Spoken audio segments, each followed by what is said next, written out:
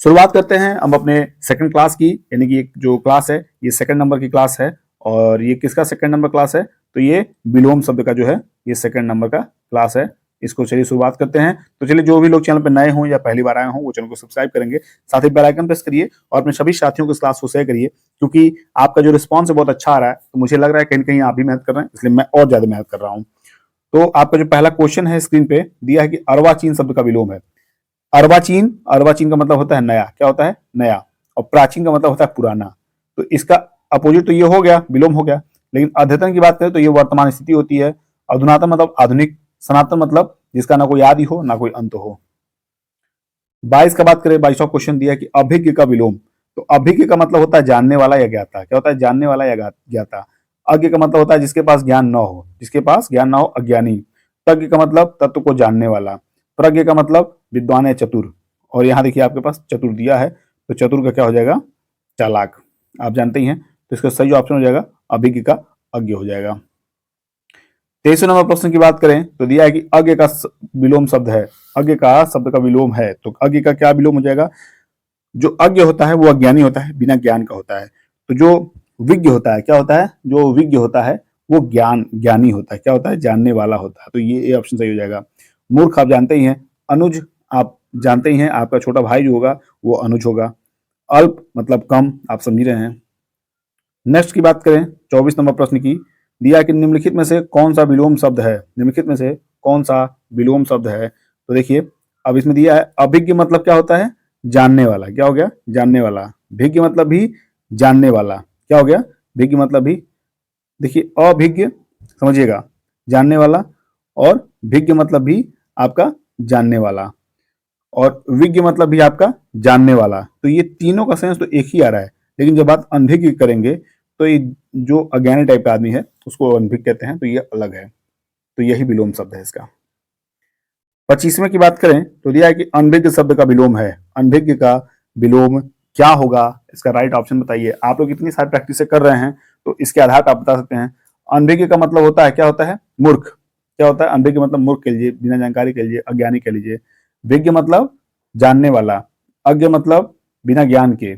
और अभिज्ञ मतलब ये भी जानने वाला। देखिए ये ए और सी ये सेम मतलब अर्थ है। क्या है? सेम अर्थ है इनके, यानी कि जानने वाला। याद रखिएगा। अतिभिज्ञ, अतिभिज्ञ मतलब कम जानने वाला। क्या हो गया? कम जानने वाला। तो इसमें ए और सी आप दोनों सही कर सकते हैं। वैसे अनभिज्ञ का सही विलोम अगर बात करें तो भिज्ञ ही होता है। कभी कभी जो सेंस के आधार पर भी देखेंगे ना तो प्रोनाउंसिएशन जो होता है भिज्ञ का, अनभिज्ञ, विज्ञ का, यज्ञ, इस तरह आपको जरूर आपको इस तरह थोड़ा प्रैक्टिस में लाना पड़ेगा। अर्थ का विलोम शब्द इसमें पूछा है, तो सबसे पहले जानते हैं कि अर्थ का हिंदी क्या होता है। अर्थ का मतलब होता है स्टार्ट या आरंभ। क्या होता है? आरंभ। और यहाँ देखिए आप इति की बात करेंगे तो इति मतलब होता है अंत। क्या होता है? अंत। इतिश्री, जब आप कुछ भी करते हैं तो इतिश्री करते हैं, तो इतिश्री मतलब अंत हो गया।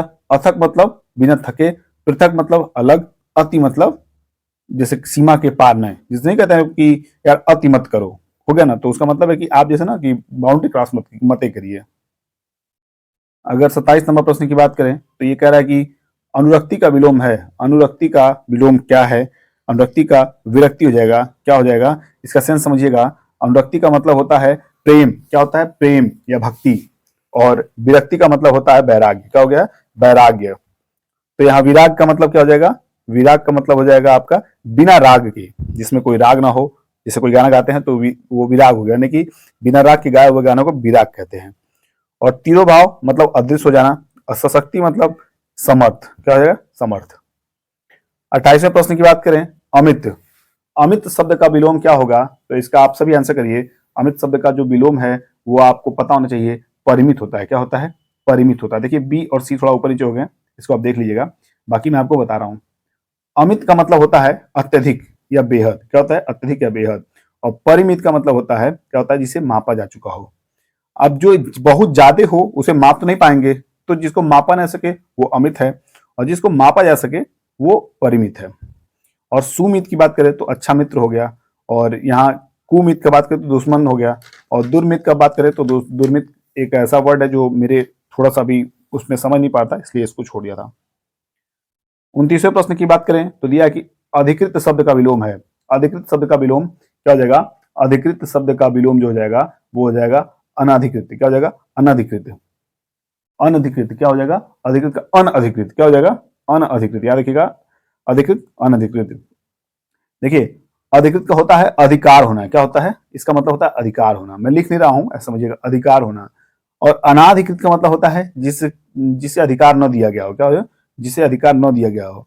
और यहाँ देखिए अनधिकृत जो है, आप अगर देखेंगे तो अधिकृत का मतलब होता है जिसके पास अधिकार न हो। क्या हो गया, जिसको अधिकार न दिया गया हो, जिसके पास अधिकार न हो तो अनधिकृत हो जाएगा। अनाधिकृत तो अलग हो गया, अनधिकृत अलग हो गया, ये मात्रा के वजह थोड़ा सेंस अलग है।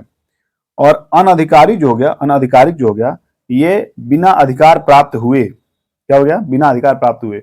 और प्राधिकृत जो हो गया ये अधिकार पूर्ण हो गया। तो इसको याद रखिएगा, चारों का मैंने सेंस आपको बताया, पांचों का समझिएगा इसको अच्छे से। तीसरा नंबर प्रश्न है कि अनुलोम शब्द का विलोम है। अनुलोम शब्द का विलोम है, तो अनुलोम शब्द का विलोम सबसे पहले जानते हैं क्या होगा। तो अनुलोम का विलोम जो हो जाएगा वो प्रतिलोम हो जाएगा। क्या हो जाएगा, प्रतिलोम हो जाएगा। और कैसे, तो अनुलोम का मतलब होता है सीधा। क्या होता है, अनुलोम का मतलब होता है सीधा। और प्रतिलोम का मतलब होता है विपरीत। क्या होता है, ये सीधा हो गया और ये हो गया आपका विपरीत। क्या हो गया, ये विपरीत हो गया। और सुलोम इसका मैं नहीं बता पाऊंगा क्योंकि मुझे पता नहीं है, गलत बताने से बेहतर कि नहीं बताऊंगा। अनुलोम यहाँ पे देखिए, अनुलोम मतलब उल्टा, और यहाँ पे सॉरी, अनुलोम मतलब ऊपर से नीचे, नीचे आने वाला। ठीक है, ऊपर से नीचे आने वाला। और अवलोम का मतलब होता है उल्टा। क्या होता है, उल्टा। तो इस तरह अनुलोम का प्रतिलोम हो जाएगा। एक तीसरा प्रश्न देखेंगे, दिया है, क्या दिया है कि अलभ्य का विलोम है।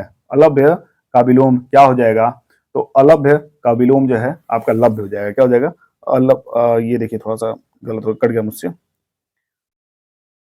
जो अलभ्य है उसका विलोम जो है लभ्य हो जाएगा। अलभ्य का विलोम लभ्य हो जाएगा। कैसे हो जाएगा, अलभ्य का मतलब होता है दुर्लभ। क्या होता है, दुर्लभ, दुर्लभ हो जाएगा। और सुगम का मतलब होता है सरल। सहज मतलब भी आप समझिए सरल, और सरल का मतलब आप समझ रहे हैं। और लभ्य का मतलब होता है पाया जाने वाला। क्या होता है, पाए जाने वाला। याद रखिएगा इन सब चीजों को। 32 नंबर की बात करेंगे, दिया कि अपव्यय का विलोम क्या है। अपव्यय का विलोम क्या है, तो सबसे पहले जानते हैं कि अपव्यय, अपव्यय का मतलब होता है फिजूल खर्ची। जैसे क्या होता है कि आपके पास जब जेब में ज्यादा पैसे होते हैं तो आपका दिमाग बहुत काम करता है। क्या होता है, ये खा लें, वो ले लें, तो इन सब चीजों पे अपव्यय करते हैं। क्या करते हैं, वो फिजूल खर्ची आप करते हैं। और अल्प व्यय का मतलब, अल्प व्यय का मतलब होता है कम खर्च करने वाला। मित व्यय का मतलब होता है कम खर्च करने वाला। और व्यय मतलब होता है खर्च। और अव्यय मतलब होता है जिसे खर्च न किया जा सके, जो खर्च न हो वो अव्यय हो गया। तो 32 का यानी कि अपव्यय का सही जो रियल में इसका जो अपोजिट होगा वो मित व्यय होगा। क्या होगा, मित व्यय। 33 नंबर प्रश्न देखेंगे, दिया कि अतिवृष्टि का विलोम है। अतिवृष्टि का विलोम क्या है, तो आपको पता होना चाहिए। अतिवृष्टि का मतलब जो होता है, वृष्टि मतलब बारिश, और अति का मतलब अत्यधिक वर्षा। क्या होगा, अत्यधिक वर्षा। अल्प वृष्टि मतलब कम वर्षा। लघु वृष्टि मतलब कम बारिश, ये भी हो गया। और अनावृष्टि मतलब सूखा हो गया। और न्यून वृष्टि मतलब ये भी कम बारिश हो गया। तो अतिवृष्टि का मतलब आप देख चुके हैं, अत्यधिक वर्षा। तो इसका जो सही हो जाएगा वो अनावृष्टि हो जाएगा। क्या हो जाएगा, अनावृष्टि। अनावृष्टि मतलब सूखा। 34 नंबर देखिए, 34 नंबर प्रश्न कह रहा है कि अवर का विलोम शब्द है। अवर का मतलब होता है छोटा। क्या होता है, अवर। जैसे आप दरोगा का जो फॉर्म भरे होंगे तो उसका शुद्ध जो हिंदी होता है वो होता है अवर निरीक्षक। यानी कि निरीक्षक से जो छोटा हो गया उसको सब इंस्पेक्टर बोलते हैं, यानी कि दरोगा बोलते हैं। तो अवर जो है आपको वहां देखने को मिलेगा।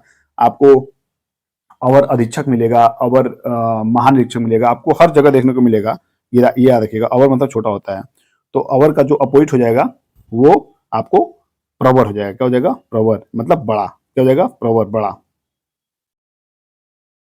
बात करें 35 नंबर की, दिया कि इसमें से अनुग्रह शब्द का विलोम कौन सा है। अनुग्रह, ए है आग्रह, बी है संग्रह, सी है ग्रहण, और डी है विग्रह। तो जो विग्रह हो जाएगा या इसका सही सेंस हो जाएगा। अनुग्रह मतलब इकट्ठा करना, और विग्रह मतलब अलग करना। अब देखिए 36 नंबर प्रश्न है कि अनिवार्य का विपरीतार्थक शब्द है। अनिवार्य, अनिवार्य का विपरीतार्थक शब्द क्या हो जाएगा, तो ऐच्छिक हो जाएगा।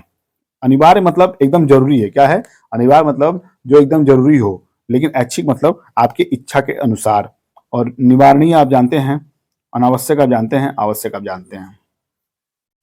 37 नंबर की बात करें तो दिया है कि अनुकूल का विलोम, अनुकूल का विलोम क्या हो जाएगा, सकूल, प्रतिकूल, मनोकूल, अकूल। तो इसका जो प्रतिकूल है वो सही जवाब हो जाएगा, अनुकूल का सही जवाब प्रतिकूल हो जाएगा।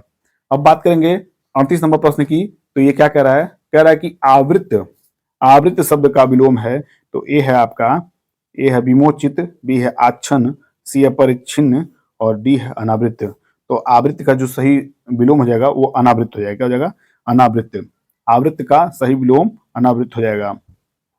39 नंबर प्रश्न की बात करेंगे, आशा जीवन में प्रकाश का संचार करती है, रेखांकित शब्द का विलोम शब्द बताइए। तो यहाँ देखिए आपसे पूछा है आशा का, क्या पूछा है, आशा का, आशा का विलोम पूछा है, और आशा का जो विलोम हो जाएगा, आशा मतलब होती है उम्मीद, और निराशा मतलब जहां उम्मीद आपकी खत्म हो गई हो उसे निराशा कहते हैं।